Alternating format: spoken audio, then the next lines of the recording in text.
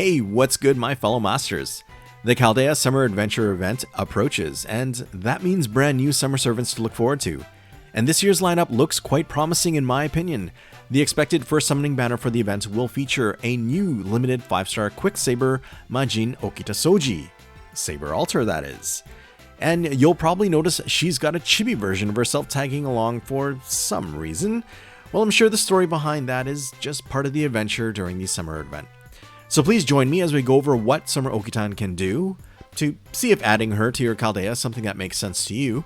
If you're not that familiar with this latest Saber face, then I will mainly cover the main things like her skills, MP, and what I think she brings to the table. Let's start with Summer Okita Alter's base attack. At level 90, without any enhancements from Hero Crystal Sunfoes, it is 12,465, which matches Proto Arthur and Sigurd, putting Saber Okita in a tie for second highest among her SSR Saber class peers currently in the game. Her HP is 13,635, a figure shared with my beloved Musashi, though it is on the lower end of the spectrum compared to other SSR Sabers. Saber Okita's card deck is a quick buster-centric one with 2 of each, and just 1 arts card. The hit counts per card type are 5 for her quick cards, 4 for her arts, and then 3 hits for her buster cards. Plus her extra attack consists of 5 hits. All in all, a pretty nice spread with all but 1 type being above 3 hits. Moving on to Summer Okita's active skills, she starts off with a trio of offensive effects that buff her attack, quick and buster performance, all lasting for 3 turns. Her attack will scale from 20 to 30% depending on skill level, while the effectiveness of her quick and buster cards increases from 10 to 20%. And this first skill comes with a 6-turn cooldown at max. Quite a nice mix of multi-turn steroid buffs for herself, with an NP damage buff the only thing really missing. Perhaps a rank up in the future? Who knows? Summer Majin Saber's second skill also grants 3 effects when activated: an NP battery of up to 30%, which should come in handy for farming, a 3-turn boost to her critical damage topping out at 50%, and to complement that, a buff to her crit star absorption of up to 500% for 1 turn, to at least help with non-NP burst damage when needed. This all comes with a relatively short 5-turn cooldown at skill level 10, something you do like to see for skills with MP charges for those more drawn out battles that come up. Skill number 3 gives Saber Okita a hard defense effect, providing protection from 2 attacks with invincibility, which lasts for 3 turns. It also increases her NP generation for 3 turns, a buff ranging from 20% to 30% at max. A very beneficial effect to aid in her quick looping potential, and having her invincibility be attack-based, as opposed to being tied to the turn the skill is used, means it won't be completely wasted if your intent is mainly the NP generation buff. Plus, I think it's really nice that this NP generation buff is separated from her NP battery, to allow for some flexibility as to when her battery is actually used. Once the skill is activated, at max level it will be another 6 turns before it can be used again. As for Okita's passives, it is surprisingly sparse for a limited SSR at just 2 effects. She has a 20% debuff resistance to occasionally shrug off a debuff gimmick or 2, and she has a permanent 10% increase to her critical damage, enabling Okita Saber Alter to dish out some nice crits when augmented by her second skill. Her first 2 Append skills are, unsurprisingly, the boost to extra attack and mana loading. Her third Append is an anti-berserker type, allowing for extra damage against them, scaling from 20 to 30% at max level. Certainly one of the more practical of third Append skills out there, but given Summer Okita's MP looping potential and her 30% battery, I would say unlocking and maxing the mana loading Append should take priority. Then she can start off with an NP charge of a combined 50%, opening up the CE options for farming beyond just the usual K-scope typical for a double Scotty team. Which brings us to Okita Souji Saber Alter's Noble Phantasm, which I think has a cool animation sequence. What with all of the anime style pose shots. I don't know why, I just really like it.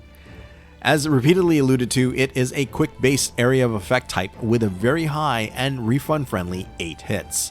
It also has an incredibly useful defense buff removal effect that is applied to the targets first. So unless the targets are under a buff removal resistance effect or have some unremovable gimmick, then any enemy defense up, evasion, invincibility, and the like will be stripped off.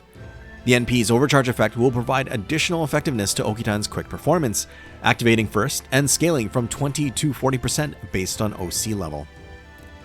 Summer Okitan's base MP1 damage average, well, that is to say just factoring her own self buffs against a neutral target, puts her at what I think is a respectable 8th spot from the top relative to other AoE sabers of various rarities.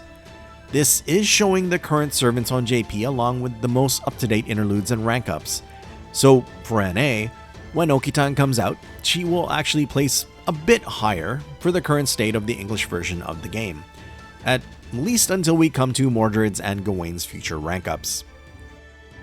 As for her looping potential, it's definitely there and quite at a high level for a quick base MP. I don't actually have her on my JP account, unfortunately, so when I was borrowing her from my friend support, I was unable to run Summer Okitan with a double Scotty setup, just having to rely on my lone Summer Scotty and a couple of other charging supports like Castoria and Oberon, and found there were no issues with looping if Summer Okitan has a CE equipped with at least a 50% starting NP charge appropriate to leveraging her MP, something like Traces of Christmas or even the relatively new 4-star CE imaginary number attribute. I sometimes found that I had an excess of NP charge among my 3 supports in these scenarios, so I can definitely see Summer Okitan being able to even take advantage of Black Rail farming in a setup with her mana loading Append maxed, double Scotty, and a 3rd NP charging support.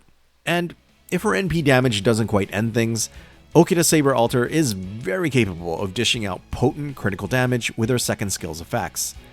While the star absorption is only for 1 turn, I found that typically her face cards had the stars to ensure a crit was likely, no doubt thanks to being of the Saber class. Her overall MP generation, with just her face cards, is good. Using a Brave Chain of Art's Quick, she went from 22% to full gauge. Albeit, that was with the buffs from her 1st and 3rd skills active. And it was against a rider, plus there was a crit in there.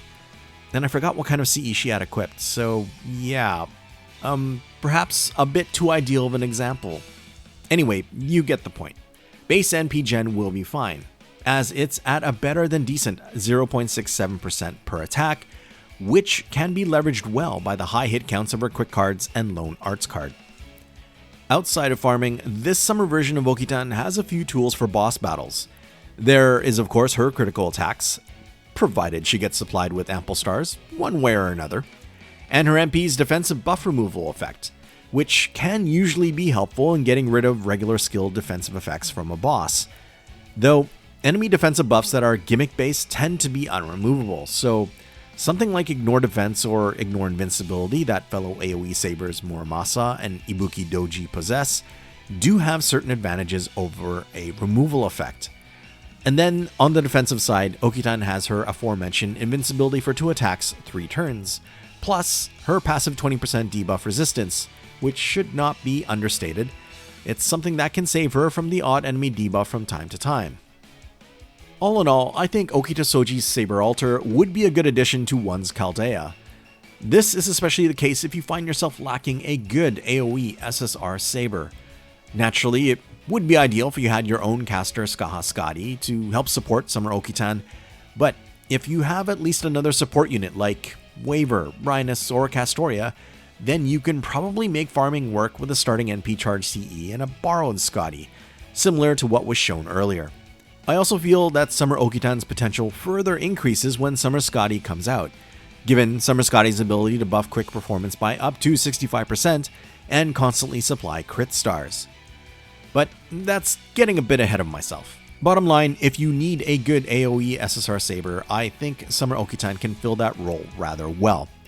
Though, if you already have someone like Muramasa, Ibuki Doji, perhaps even OG Seba or Mordred, then the reason to roll for Okitan becomes less compelling, and ultimately will depend on if she's waifu at that point.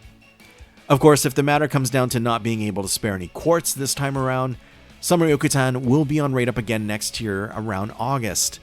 Unfortunately, the general timing of her next banner is kinda brutal, since it will be around the same time as the Summer 2024 event, which features the arts version of Merlin, Lady Avalon, the arts looping powerhouse Berserker Ibuki Doji, and the proverbial savior quick, though debatable, Summer Skaha Skadi. Undoubtedly, our SQ savings will be ravaged then. So, will you be rolling for Summer Okita? Or will she just be a potential byproduct of targeting one of the new Summer SR servants? Personally, I'm really looking forward to this version of Okita. I absolutely adore her alter ego version's character, so I can't wait to see what kind of hijinks this summer event will bring forth for this tanned Saberface. Hopefully, this was helpful in some way, and if it was, or if you simply enjoyed it, please hit that like button. I would really appreciate it, as it makes YouTube Kun's algorithm work a little bit better, I think. Anyways, thank you for watching as always, and until the next one. Cheers!